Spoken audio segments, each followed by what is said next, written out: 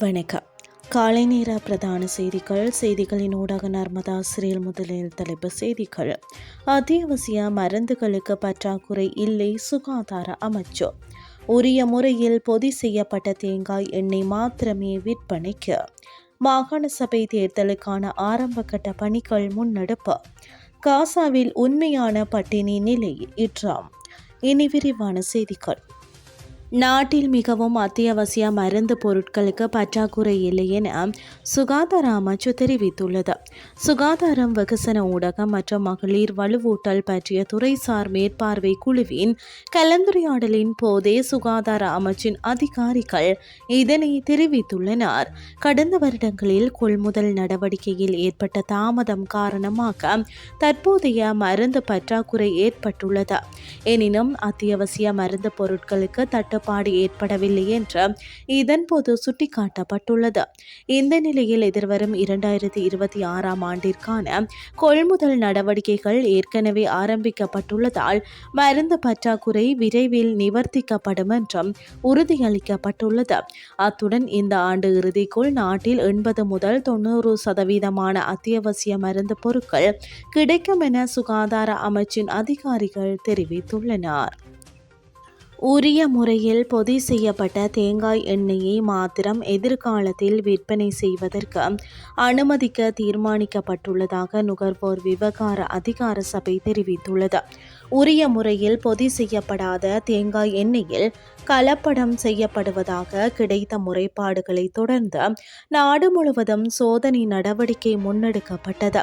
இந்த நிலையில் 75 விற்பனை நிலையங்கள் மற்றும் உற்பத்தி நிறுவனங்களிலிருந்து பெறப்பட்ட தேங்காய் எண்ணெய் ஆய்வுக்கு உட்படுத்தப்பட்டதில் 22 மாதிரிகளில் பிற பொருட்கள் கலந்திருப்பது கண்டறியப்பட்டது.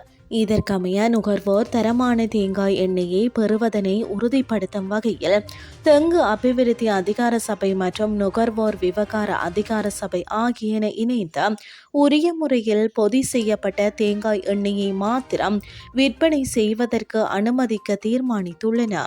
இதனை மீறும் வர்த்தகர்களுக்கு எதிராக கடுமையான சட்ட நடவடிக்கைகள் எடுக்கப்படும் எனவும் அனைத்து பொதி செய்யப்பட்ட தேங்காய் எண்ணெய்களும் SLS தர முத்திரையை கொண்டிருக்க வேண்டும் எனவும் நுகர்வோர் விவகார அதிகார சபை தெரிவித்துள்ளது.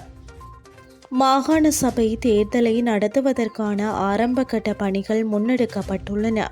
அதற்கான சட்ட கட்டமைப்பை தயாரிக்கும் பணிகள் ஏற்கனவே ஆரம்பிக்கப்பட்டுள்ளதாக மாகாண சபைகள் மற்றும் உள்ளூராட்சி அமைச்சர் சந்தன அபேரத்ன தெரிவித்துள்ளார். எனினும் அதற்கான எல்லை நிர்ணய செயல்முறை இதுவரை நிறைவடையவில்லை என்றும் அவர் கூறியுள்ளார். அத்துடன் மாகாண சபை தேர்தலை நடத்துவதற்கான புதிய தேர்தல் முறைமைக்கான வரைவு விரைவில் நிறைவேற்றப்பட உள்ளது. அதற்கான சட்ட வரைவை விரைவாக நிறைவு செய்வதற்கு எதிர்பார்ப்பதாகவும் அமைச்சர் சந்தன அபேரத்ன தெரிவித்துள்ளார். முன்னதாக மாகாண சபை தேர்தலை விரைவில் நடத்த வேண்டும் என்று பேப்ரல் அமைப்பு உட்பட பல அமைப்புகள் கோரியிருந்தமையும் குறிப்பிடத்தக்கது. இனி வெளிநாட்டு செய்திகள். காசாவில் உண்மையான பட்டினி நிலை ஏற்பட்டுள்ளதாக அமெரிக்க ஜனாதிபதி டொனால்ட் ட்ரம்ப் கூறியுள்ளார். காசாவின் பட்டினி நிலை இல்லை என்று இஸ்ரேலிய பிரதமர் பெஞ்சமின் நெதன்யாகு தெரிவித்துள்ள நிலையிலேயே ட்ரம்பின் கருத்து வெளியாகியுள்ளது. காசாவில் சிறுவர்கள் மிகவும் பசியாக தெரிகிறார்கள், அதுதான் உண்மையான பட்டினி என்றும் அவர் குறிப்பிட்டுள்ளார்.